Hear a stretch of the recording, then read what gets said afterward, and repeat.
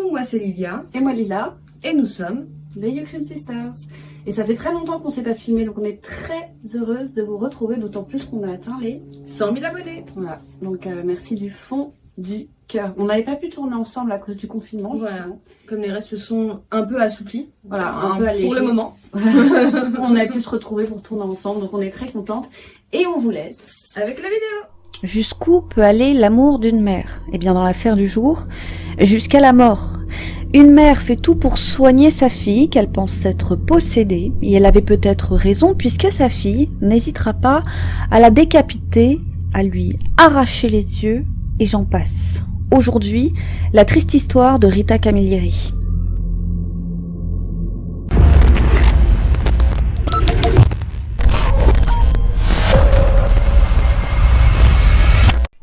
Merci à Bénédicte pour cette histoire et à vous tous pour vos suggestions qu'on est bien contente d'avoir.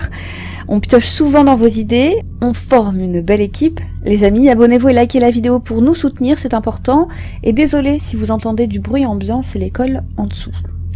L'histoire du jour s'est déroulée, une fois n'est pas coutume, en Australie et elle est plutôt récente puisqu'elle s'est déroulée l'été de l'année 2019. Rita, 57 ans, habite avec sa fille Jessica, 25 ans, dans une charmante maison de Saint-Clair dans l'ouest de Sydney en Australie. Rita est divorcée de son mari, le père de ses deux filles, Jessica et Christy. Il a quitté le domicile familial quelques années auparavant. Christy a elle aussi quitté le domicile familial pour voler de ses propres ailes et fonder sa propre famille. Ne reste donc plus que Jessica, qui est très proche de sa mère. Toutes les deux sont très souvent fourrées ensemble. Rita est une mère aimante et protectrice. La pauvre doit, en plus de s'occuper de sa fille, s'occuper de sa propre mère, qui est très malade, elle est alitée, et Rita lui rend visite autant de fois qu'elle le peut. Quant à Jessica, il semblerait qu'elle vivait pas mal recluse, en tout cas elle n'avait pas beaucoup d'amis. Sans compter qu'elle ne s'était plus présentée à son travail de caissière à Kmart au moins une semaine avant le drame, sans apporter de quelconque explication. Il apparaît vite que Rita était soumise à sa fille. Si Jessica piquait une colère, Rita courbait l'échine, alors forcément, comme on dit, donner du pouvoir à quelqu'un et il sera toujours tenté d'en abuser. Et c'est clairement le cas ici de Jessica. Avant, son père avait l'assise et l'autorité nécessaire pour la canaliser, mais Rita, ça, elle ne sait pas faire. Elle est trop douce et se fait littéralement marcher dessus par une Jessica qui n'hésite pas à lui dire de la boucler, qui n'hésite pas à lui crier dessus, etc., etc. Et Rita lui passe tous ses caprices, préférant ainsi apaiser les conflits. Et le comportement de Jessica interpelle, et notamment les gens de son entourage. Elle a longtemps menacé son entourage, autant des membres de sa famille que des inconnus qu'elle appelait au hasard durant des années, les menaçant de leur couper la tête avec un couteau et de les démembrer.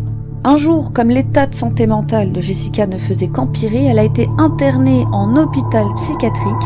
Une amie de la famille qui était à l'école avec sa sœur Christy, une certaine Jade Arena, a dit que Jessica lui avait confié à sa sortie qu'elle préférait encore tuer quelqu'un que de retourner dans un endroit pareil. Mais voilà, à son retour, le comportement de Jessica est toujours aussi exécrable.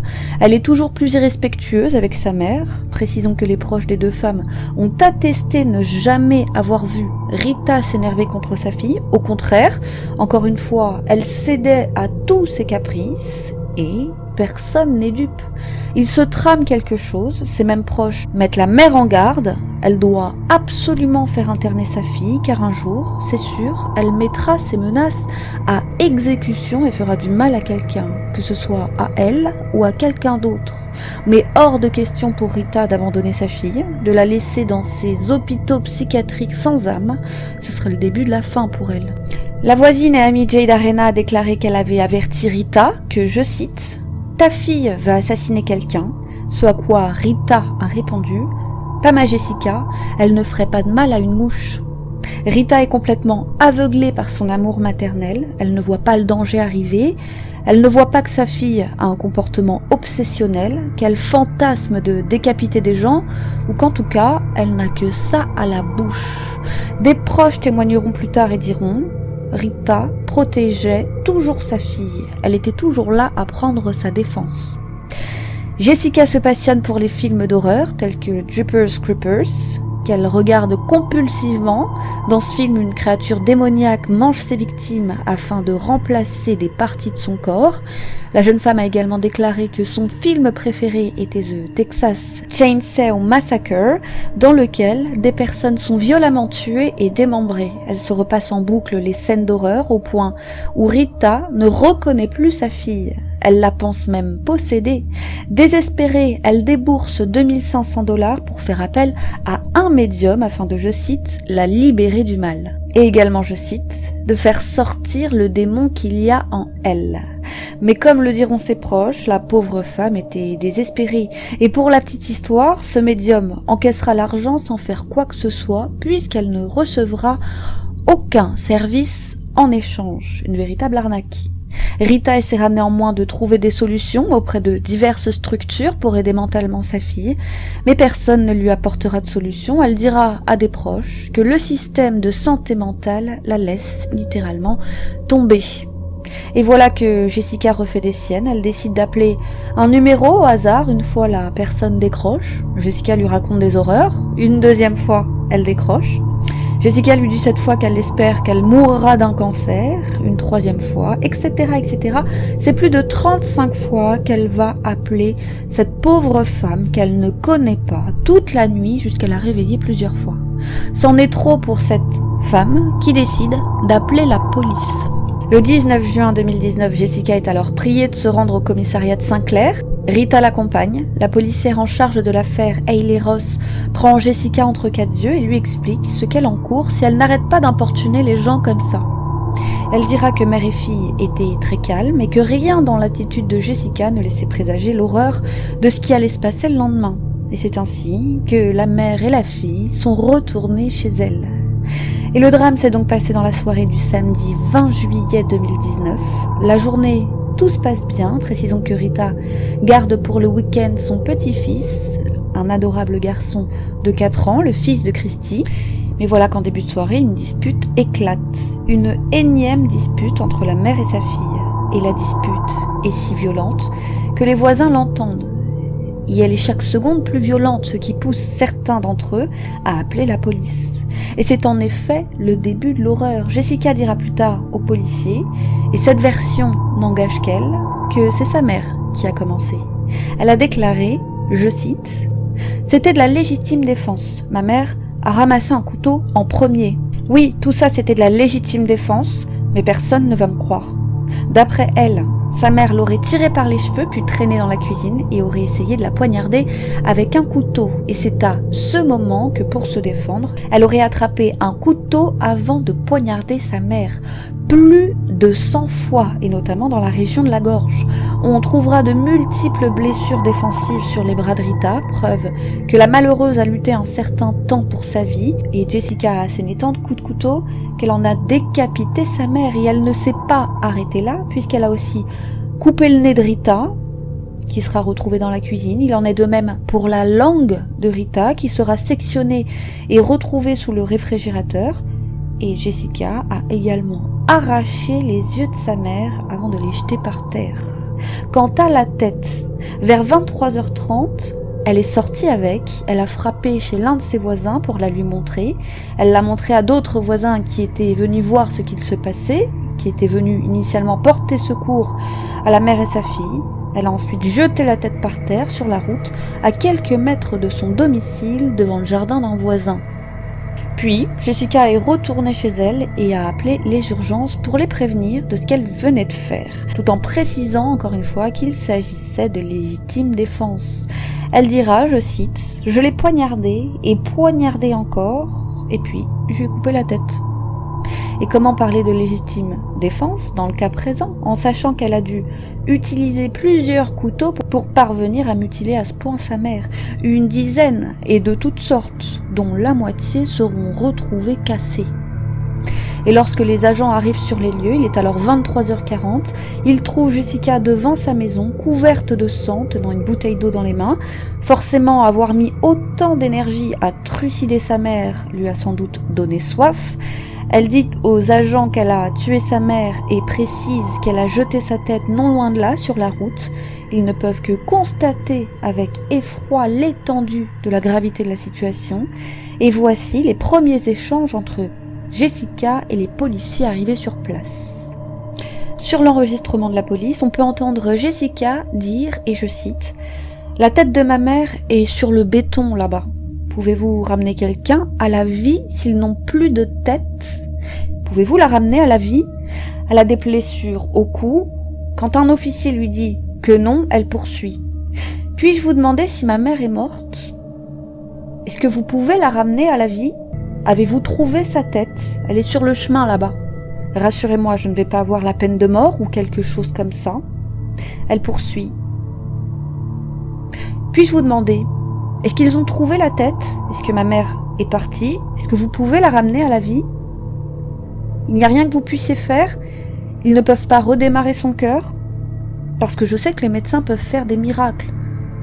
Ils ne peuvent pas remettre sa tête? » Un policier finit par lui répondre que tout ça c'est un peu exagéré, mais Jessica continue. Est-ce que les infirmières ne peuvent pas faire un miracle et la ramener à la vie? Je crois qu'elle n'a plus ses yeux, ni sa langue. J'ai pensé que les médecins pouvaient faire des chirurgies miracles et remettre sa tête en place, hein, c'est ça? Jessica est immédiatement arrêtée, les officiers découvrent une maison parsemée de sang, il y en a sur le sol, sur les murs, partout. Il y a également plusieurs couteaux qui jonchent le sol, couteaux à pain, couteaux à viande, etc. L'agent principal, Jody Bennett, qui a examiné le salon et une chambre à coucher dans la maison, a trouvé des cheveux imbibés de sang, des tissus humains, des mares de vomi, des empreintes de pas imbibées de sang, etc., etc. Un vrai carnage. Le petit-fils de Rita, 4 ans, souvenez-vous, qui était là au moment de la dispute, est caché dans un coin, il est prostré, choqué d'avoir entendu un tel déchaînement de violence et peut-être même avoir vu un tel déchaînement de violence, on ne sait pas. Il n'y a rien marqué nulle part dans les médias. Quoi qu'il en soit, il y a du sang sur l'enfant. Il est ramené en urgence à l'hôpital pour enfants de Westmead. Et fort heureusement, il n'y a rien de grave. Il n'a qu'une petite blessure superficielle à la tête. Un voisin aperçoit une armada de policiers dans son jardin. Ils sont en train de poser une bâche sur quelque chose. Il apprendra qu'ils couvrent la tête de la pauvre Rita. Il dira plus tard avoir été extrêmement confus. Il pensait que la relation mère-fille était au beau fixe. Il les voyait souvent rire ensemble. Elles étaient toujours l'une avec l'autre, accompagnées de leur petit perroquet qu'elles aimaient tant. Au cours de sa première audition, Jessica a continué de demander si sa mère pouvait être ramenée à la vie. Elle a aussi expliqué avoir agi en légitime défense, affirmant que sa mère est la première, encore une fois, à avoir essayé de la poignarder. Elle a dit aux enquêteurs qu'elle voulait rendre la monnaie de sa pièce à sa mère. Et c'est quand sa mère se serait approchée d'elle avec un couteau qu'elle aurait à son tour saisi ce couteau et dans une rage incontrôlée, comme elle n'en avait jamais connu auparavant, elle l'a tué.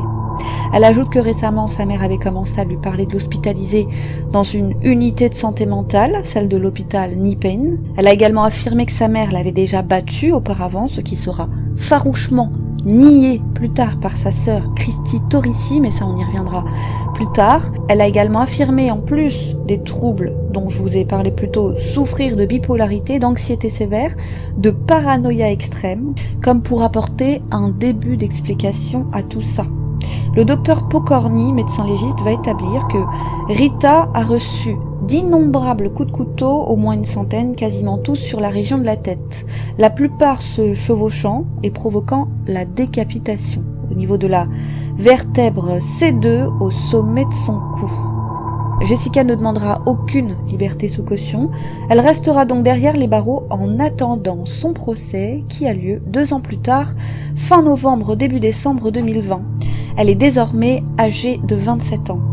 Sera-t-elle condamnée pour homicide volontaire ou homicide involontaire? Son avocat, Nathan Steele, s'est adressé aux jurés, leur a dit qu'ils devaient mettre leur affect de côté, en d'autres termes, mettre l'horreur de la situation de côté afin de prendre en compte l'état psychologique de sa cliente. Il a dit, je cite, « Aussi dur que cela puisse paraître, il faut mettre les émotions, les préjugés et la sympathie de côté. En raison de ses problèmes mentaux, Jessica avait une capacité affaiblie au moment des événements. vous l'aurez compris, il tente la responsabilité atténuée de sa cliente afin qu'elle échappe à une très lourde condamnation. Le jugement de Jessica ayant été selon lui altéré au moment des faits à cause de la maladie mentale. La sœur de Jessica, Christy Torrisi, a témoigné à la barre. Elle a apporté un début d'explication à tout ça, a expliqué que Jessica s'était longtemps fait harceler à l'école, de longues années durant lesquelles aucun encadrant scolaire ne l'avait protégée de ces attaques répétées. De plus, petite, il a été établi qu'elle était dyslexique, qu'elle souffrait d'une déficience intellectuelle dite légère à modérée, qu'elle souffrait d'un trouble déficitaire de l'attention ainsi que de trouble du spectre autistique. Mais elle a tout de même précisé que sa sœur avait un très mauvais caractère, elle s'en prenait souvent à leur mère, elle a dit les larmes aux yeux que c'est depuis le départ du père du domicile que le comportement de Jessica était devenu ultra violent, sans compter que Jessica avait déjà par le passé physiquement agressé sa tante et sa belle-mère, elle les avait toutes les deux attrapées par les cheveux.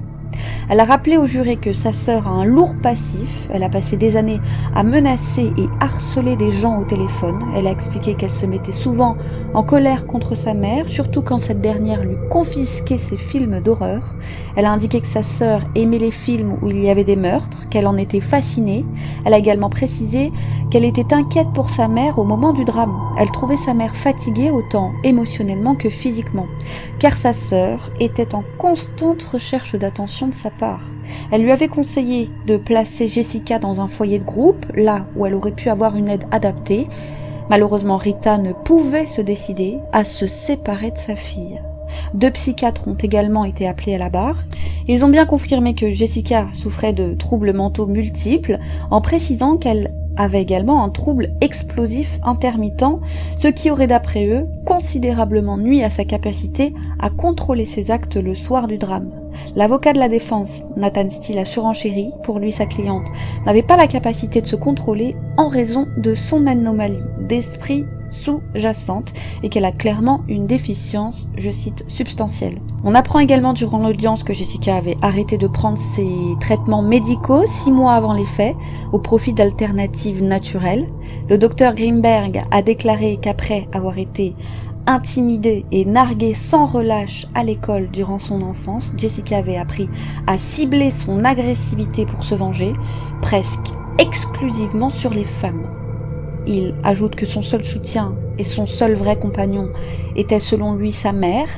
Nathan Steele, lui, rappelle à la cour que sa cliente avait dû faire face à plusieurs incidents stressants les heures précédant le drame. D'une part, son entrevue au commissariat, ensuite un incident sanitaire impliquant un voisin, alors je n'ai rien trouvé là-dessus. Ensuite également un problème d'opération où elle s'est sentie humiliée, également je n'ai rien trouvé là-dessus donc je ne peux pas vous préciser les choses. Et il en est de même pour la visite d'un médecin à domicile qui est parti sans même l'évaluer. Et enfin, il y avait toujours au-dessus de sa tête cette épée de Damoclès, et pour cause, sa mère hésitait à l'envoyer aux urgences psychiatriques vu que son état de santé se dégradait. Le procureur a contredit tout ça. Pour lui, les témoignages de la sœur Christy Torrisi, de l'amie de la famille Jade Arena et de la voisine Ruth Heard laissent penser, au contraire, qu'il n'y avait rien d'inhabituel dans le comportement de l'accusé ce jour-là. De plus, comme il n'a été observé que 2 entailles superficielles ailleurs que sur le cou et la tête de Rita, il apparaît évident pour lui que l'intention de décapiter sa mère est survenue dès le début de l'assaut, et toujours selon lui, même si on peut être tenté de penser que c'est la perte de contrôle, la folie qui a poussé Jessica à couper la langue de sa mère, son nez et ses yeux, c'est faux. Au contraire, il estime que Jessica a réalisé enfin ses fantasmes qu'elle avait vécus au travers des films qu'elle passait son temps à regarder, et qu'au contraire c'était la preuve d'une fascination morbide pour la mort, le démembrement et la décapitation. Quant à ces questions répétées aux enquêteurs pour recoudre la tête de sa mère et faire redémarrer son cœur, pour lui c'est de la pure comédie, justement pour se faire passer pour folle. Et la nouvelle vient de tomber. Il y a quelques heures au moment où je poste la vidéo, Jessica Camilleri a été reconnue coupable d'homicide involontaire. Après une délibération de 2 jours et un long procès d'1 semaine, les jurés ont annoncé leur verdict devant une Jessica impassible. Et souvenez-vous, c'est ce que son avocat espérait. Ça va amoindrir sa peine en comparaison à un homicide volontaire. On connaîtra les détails de la peine en février 2020. Vous trouverez en barre de commentaires les détails de la sentence une fois qu'ils seront révélés. Voilà, sachez que de nombreux jurys avaient refusé de participer au procès, c'était tout simplement au-dessus de leur force. Les détails étaient si graphiques que certains ont préféré passer leur tour, remplacés au pied levé par d'autres jurés. Dites-nous ce que vous avez pensé de tout ça en barre de commentaires. À quel degré Jessica est coupable, selon vous? Voilà, c'est tout pour aujourd'hui. Merci de nous avoir suivis. Rendez-vous sur notre Instagram LilaXLilia, sur notre Tipeee pour soutenir la chaîne. Merci aux tipeurs. Le Tipeee est également en barre d'infos. Quant à moi, je vous dis à très vite sur YouCrime pour une autre triste histoire.